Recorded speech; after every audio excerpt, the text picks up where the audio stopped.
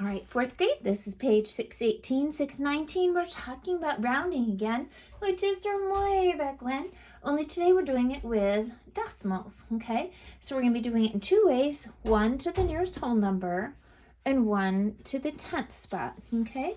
And you might wanna take a minute to pause the video and write this little helpful hint at the top of your page. If the number you're looking at is a 1, 2, 3, or 4, you're going to stay. If it's a 5, 6, 7, 8, 9, you're going to go up, okay? Because it's a little bit harder than when we were just rounding with whole numbers to say, is it closer to this or closer to that? Okay, so here's what I mean by that. So when you're doing the nearest whole number, you're going to check the number just to the right of the decimal point. So in this case, it's a 7, okay?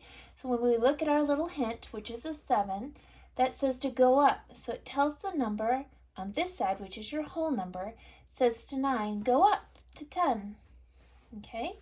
Same thing even if we have two numbers here. When we look at the 1 says to stay, so we stay at 82. Here again, we're going to check. This is the number we're checking to change. So we look at the 2 next door. A 2 says to stay, so we stay at 3. Okay, here's our whole number again, which is 74. We check next door, and an 8 says to go up. So the 74 goes up to 75. And if you notice, I underlined the whole number in this section to kind of help me remember that this was the part that I was changing. Now, when we talked about doing tenths before, or when we talked about rounding, we would find the spot that we were going to change. So again, I'm going to change this, I'm going to change this one, and I'm going to change this one, okay? And just when we're over on the 10th spot, we can kind of underline this whole section if that helps you more. Notice these are not on the little ledge, so those numbers are going to automatically drop down right from the beginning because they have nothing to land on, okay? And then we can look at 82. Is it closer to 80 or closer to 90? So it's closer to 80.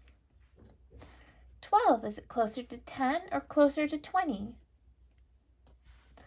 45, is it closer to 40 or closer to 50? Now I can also use that same method that I was using on this side over here as well. Let's do one more.